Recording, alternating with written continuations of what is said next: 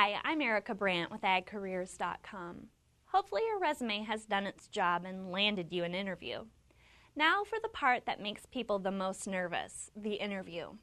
While interviewing can be intimidating for you as the applicant, it can also be an intimidating process for the person doing the interview. There is a lot of pressure on that person to find and hire the right person.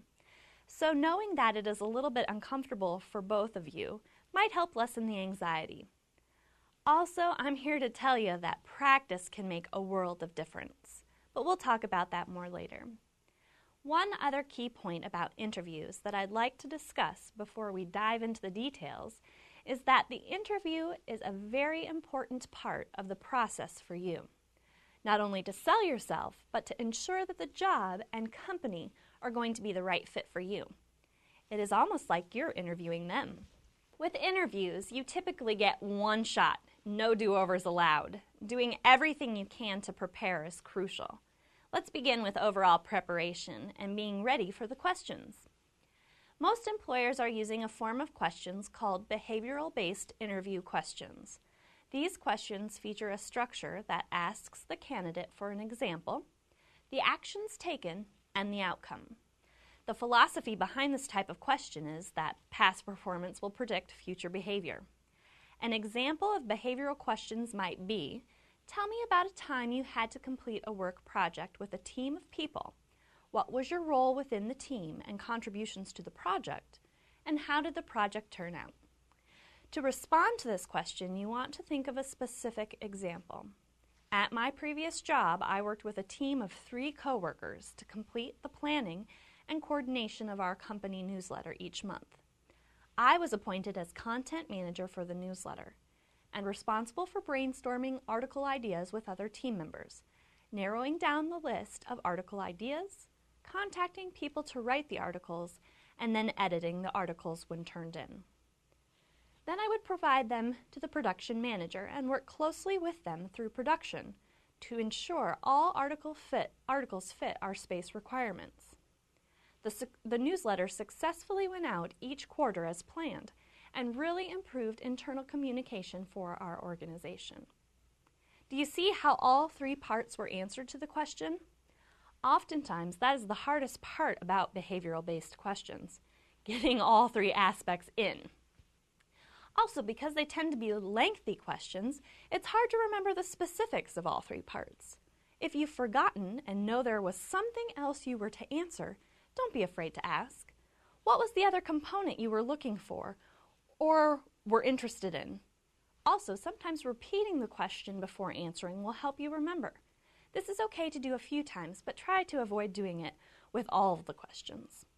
Another thing that should be noted about these types of questions, and really all types, is to keep your answers complete, yet concise. You don't want to be rambling on and on. If you feel like maybe you've slipped into one of those rambling sessions and didn't get to the answer of their question, ask if you sufficiently answered what they were looking for, and then try to go back to concise responses for the remainder of the interview.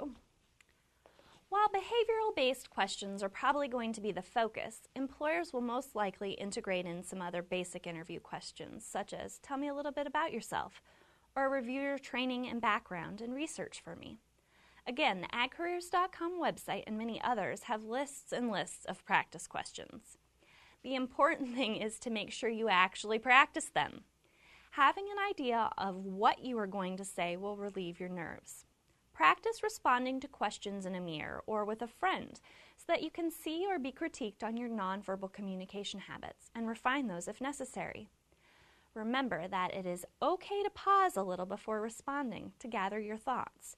And one other note, while practicing is great and knowing what you are going to say, it's important to tailor your responses and make sure that they don't sound rehearsed. For behavioral-based questions, develop a few responses for each of the practice questions. That way, you'll have a few to choose from. Nailing the first question, which is typically, tell me a little bit about yourself, can really set the tone for the interview and put your nerves at ease if you are well prepared.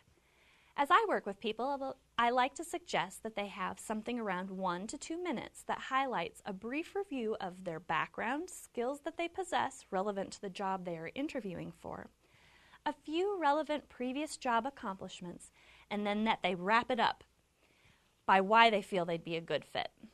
Again, keeping it brief, concise, relevant, and with some assertiveness should help you through the first tough question.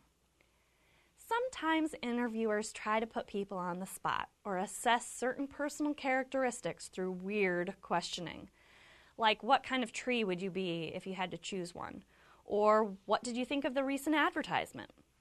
Keep in mind that most times these questions aren't asked because the interviewer is off their rocker. In the case of the tree, they might be looking for your ability to respond to something unique under pressure or at your creativity level. And about the advertisement, the interviewer might be looking at it if you had done your research or your ability to give candid feedback. Again, thinking through responses to some of these weird questions is always helpful, just in case. What do you do if you are asked an inappropriate interview question, such as, are you married, or what religion or political affiliation are you? While these are a few examples of inappropriate questions, and you hope that the interviewers don't ask inappropriate questions, sometimes that's just not the case. Sometimes interviewers are new or don't know that they can't ask those types of things and have no malicious motivation behind asking them and are oftentimes brought up just in small talk. You need to assess the motivation of the person or their true concern and let that help you determine your response. If they ask you how many kids you have, an inappropriate question, maybe you've gathered that they are really concerned about your ability to travel away from home, if that is part of the job responsibility. In that case, rather than stating the number of kids you have, maybe you'd say something like, I'm fortunate to have a supportive family that will allow me to travel frequently for work, and that my kids enjoy the perks of having a parent that can bring them trinkets and collectibles from throughout the U.S. and hear about where I've been. You really have two ways to respond. You can either answer the question or try to answer what they are really getting at. Simply blurting out that they have asked you an inappropriate question and that you aren't going to answer isn't the right response. As you are asked to come in for interviews and are scheduling them, be sure to find out as much as possible about each interview. Another great way to not let your nerves get the best of you is to be aware of how the process will be handled. Of course, you need to know the date and time, but you might also ask about the expected length of the interview, what style of interview it will be, such as one-on-one, a group, a phone interview, or a series of one-on-one interviews. Also, you should ask for the names and titles of those that you will be interviewing with. And finally, ask if there are any items they'd like you to have prepared or brought with, such as a presentation or portfolio. Prior to going to your interview, research the company. Obviously, the internet provides an easy resource to do so.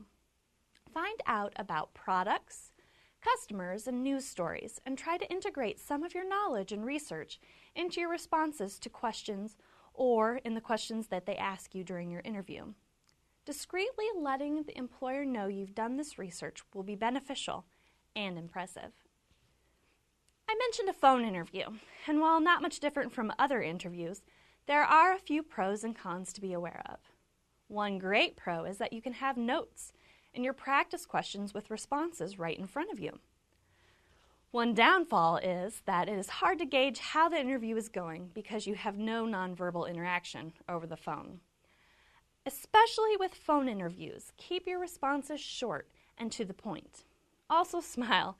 It can make a difference on how your response comes across on the other line. Most importantly, make sure you are doing your phone interview in a quiet place and on a phone that has good reception. One big pet peeve of mine is when candidates that do phone interviews are walking to their car or they're at a restaurant. Crazy as it seems, it happens, and the background noise is very distracting from the candidate's answers and likely enough for me to rule them out as a candidate. Since you've been in the work world before, I don't have to tell you about the importance of first impressions or what makes a good first impression, but here are a few quick tips. Dress appropriately. You probably know in your gut what type of dress is worn at the organizations you are exploring, and you want to try to stick with something that is one notch up from what current employees might be wearing. For example, in a feed mill, employees might be in jeans. Going in a suit and tie for an interview might be overkill, and nice khakis and a button-down shirt would be more appropriate. But if you went in for an interview on a trading floor, khakis wouldn't be appropriate. A suit and tie would be. Use your gut, and if in doubt, overdressing is always better than underdressing. Arrive to the interview 10 minutes early and inform the receptionist that you are aware you are early for your appointment. That way, the receptionist can wait to inform your interviewer that you are there or let them know that you have arrived early. Giving yourself this extra time will give you time to handle unplanned issues, like a traffic jam, going to the wrong building, or not being able to find parking. And it also gives you a little time to collect your thoughts. Remember to be polite to everyone you interact with. That includes the receptionist. They may have more of an influence on the hiring decision than you think. Make small talk. Weather, sports, and industry happenings are always great starters. If you'd like to take notes, be sure to ask if it is okay. And if you do not want to take notes during the interview, be sure to jot down notes when you get back to the car about what you liked and didn't like so that you don't forget the details. Typically, the employer will ask if you have any questions. This is a great opportunity to learn more about the company and to decide if the job and company are a right fit for you. And not asking questions looks bad in the eyes of the interviewers. Be sure, though, that you ask intelligent questions. Here are a few examples of good questions. How is employee performance measured at your organization? Does the company have a code of ethics? Please describe the leadership or management style of the company.